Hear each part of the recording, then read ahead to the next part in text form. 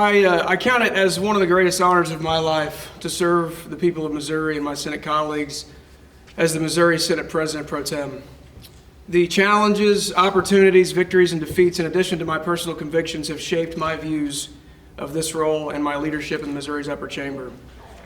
It's an honor to stand with the people behind me and be their leader, and I'm proud, really, really proud of what these men and women have been a part of over the last few years in the Missouri Senate. We've passed the strongest pro-life legislation in the country, ending elective abortion in this state and decimating funding to Planned Parenthood. We've passed the strongest pro-Second Amendment protections in the country. We've cut income taxes 4 times in the last 6 years. We've passed the first substantive piece of education reform since Republicans took the majority 20 years ago. We've pushed back against COVID tyranny and local governments who sought to take away Missouri's freedoms and livelihoods throughout the pandemic. We stood up to protect biological female athletes and have said that gender transition surgeries and hormones will not happen on minors in Missouri. We've passed a balanced budget with hundreds of millions in reserves while investing in Missouri's infrastructure, Missouri's schools, and Missourians themselves.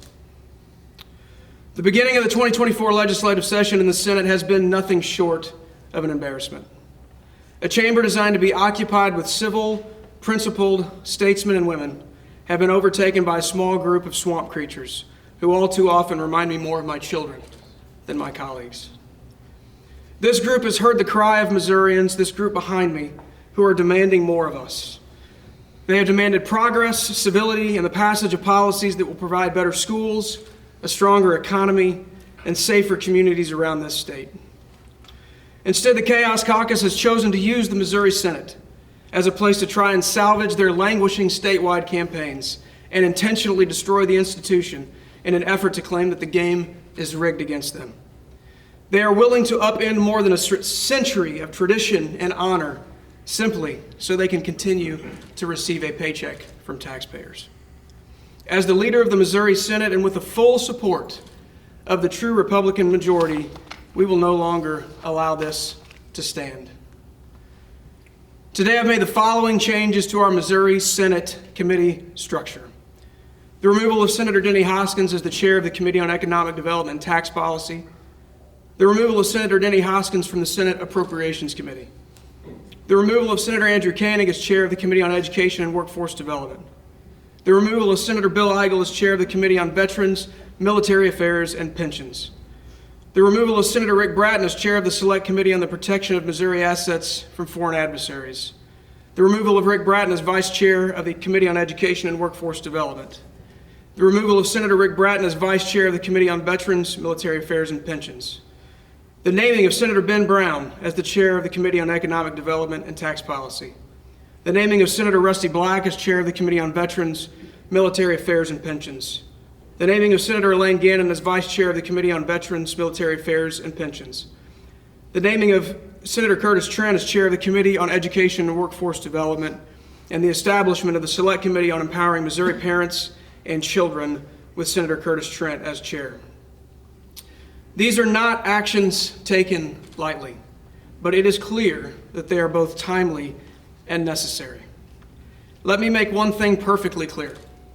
We will continue to work with anyone, and I mean that, anyone, interested in advancing a strong, family-supporting, conservative agenda while respecting our institution and its members. That is what each and every one of us in the true Republican majority came here to do, and we will not let a small group of politically motivated troublemakers stand in the way of us achieving the conservative wins we want to see come to fruition. This week, our plan is to finalize last week's gubernatorial appointments and refer every single bill that I have in my possession, including the Senate joint resolutions. That would be 50 or 60 SJRs and 450 bills that include some of our biggest priorities, including IP reform, education reform, tax reform, public safety, and everything in between. We know the FRA is in front of us. That is not ready for prime time. We have no intention of going to that today. We want to start a conversation this week on giving parents and kids more choices in their education. If the members impacted by today's actions want concrete, conservative progress, they can still have it.